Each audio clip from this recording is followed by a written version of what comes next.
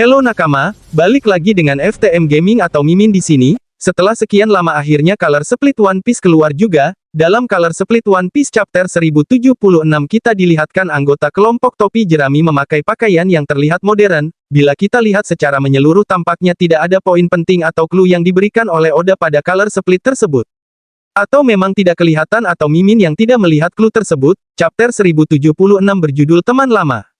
Yang mana hari ini merujuk kepada seseorang yang bertemu dengan temannya kembali. Siapakah orang tersebut berikut penjelasannya? Cerita masih pada ketegangan dari Luffy dan yang lain yang sedang dihadapkan oleh dua Seraphim di hadapan mereka, sementara dalam ketegangan Kaku dan Lucci meminta Zoro dan Luffy untuk melepaskannya, karena pastinya jika mereka melepaskan borgolnya tersebut Kaku dan Lucci bisa membantu.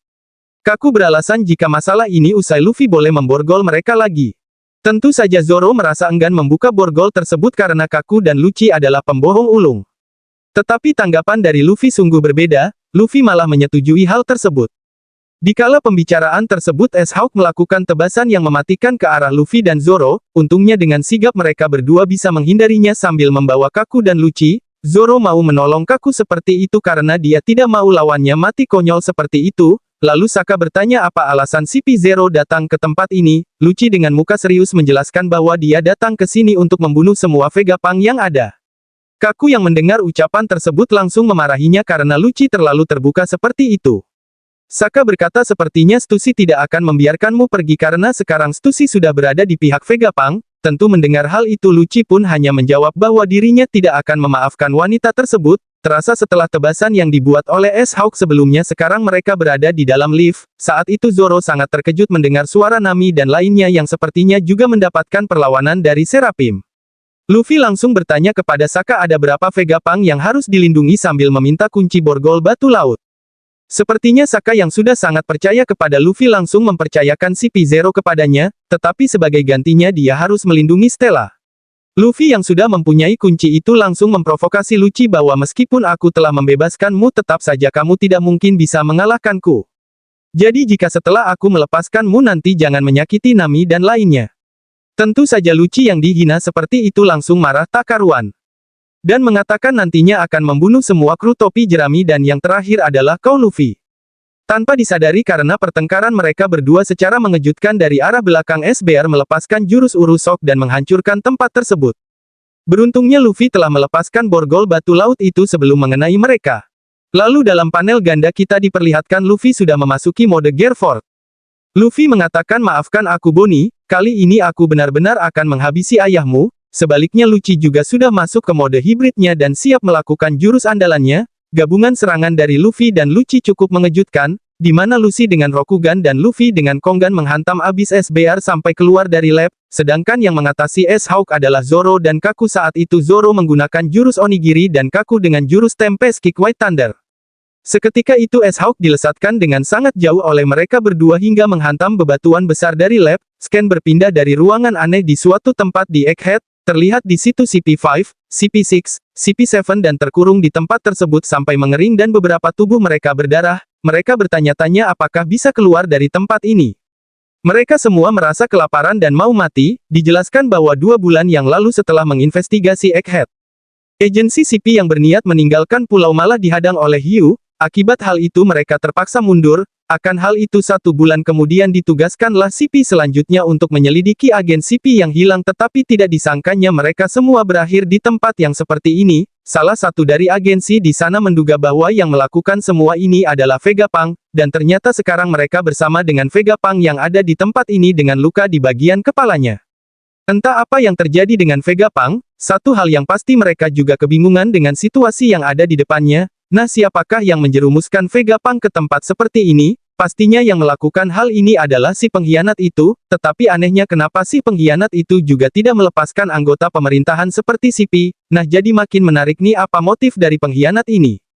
Kemudian secara tiba-tiba Vegapunk berpikir di dalam hatinya mempertanyakan bagaimana bisa studi tentang Poneglyph bisa bocor ke pemerintah dunia. Kemudian di perairan Egghead diberitahukan bahwa ada 100 kapal diberangkatkan dari G4 menuju Egghead. Nah, di sini juga aneh kenapa G410 tidak menurunkan armadanya, padahal G410 adalah pangkalan angkatan laut terdekat, lantas apakah Garp sudah membawa armada dari G410 dan patut kita tunggu saja kelanjutannya seperti apa?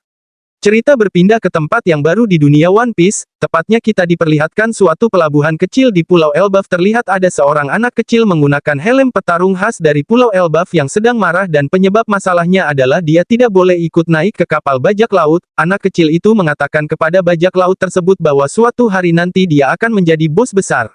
Nah, yang diajak anak kecil itu berbicara tak lain adalah Shanks dan semua anggotanya. Pastinya Shanks tidak asing dengan situasi ini, dan juga mengatakan hal yang sama kepada anak kecil tersebut. Berapa lama setelah itu Rockstar memberitahu Shanks bahwa anak nakal itu mulai berulah lagi menyerang kita, tak lain yang dimaksud oleh Rockstar adalah bajak laut Kid.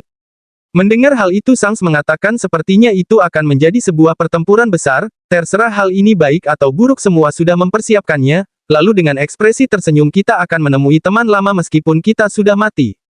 Entah apa yang dimaksud oleh Shanks ini, yang pasti semua kru mengatakan ayo kita berlayar. Saat Shanks dan lainnya berjalan keluar ternyata di belakang ada dua monster yang sangat tidak asing. Tak lain adalah Dory dan Brogy. Mereka berdua mengatakan aku tidak mau membuat pulau ini hancur, jadi kita selesaikan masalah ini di depan saja. Lalu kita dilihatkan satu gambar panel yang begitu epik, di mana Shanks bersama semua krunya siap bertempur, atau dengan kata lainnya Dory dan Brogy juga mempunyai hubungan dengan bajak laut Akagami. Entah mereka anggota atau satu aliansi. Jika dilihat dari sini sepertinya mereka berdua adalah aliansi dari bajak laut Akagami. Shanks memberi perintah kepada Rockstar untuk menyampaikan perkataan ini kepada Kid. Dia memilih menyerahkan Poneglyph atau bertarung. Sepertinya Shanks sudah benar-benar serius untuk memulai perjalanan mereka menuju One Piece. Kemudian di perairan Elbaf kita bisa lihat kalau Kid dan bawahan dari Shanks sudah mulai bertarung. Kid di sini sangat bersemangat sekali agar bisa membalaskan dendamnya yang dulu. Akhirnya di sini dijelaskan kenapa lengan kiri Kid bisa hilang. Ternyata sebelum sempat melawan Shanks, Kid sudah kewalahan melawan para anggotanya. Ini adalah hal yang sangat tidak adil menurut Killer, tetapi kini adalah saatnya untuk membuktikan kekuatan mereka. Jadi memang benar bahwa anggota bajak laut Akagami Shanks bisa semengerikan itu, dikarenakan Kid sudah kewalahan melawan anggotanya saja. Panel diakhiri dengan Shanks dan seluruh anggotanya berjalan keluar menuju ke tepi pulau dan akan menghadapi bajak laut Kid dengan kekuatannya sendiri. Tatapan serius Kid terlihat jelas ingin membunuh, sedangkan Shanks terlihat sedikit iba kepada Kid. Jadi hanya itu saja informasi dari chapter 1076 Nakama. Minggu depan tidak libur, pada chapter selanjutnya akan sangat seru untuk dinantikan. Terima kasih sudah menonton video ini dan sampai jumpa di video selanjutnya.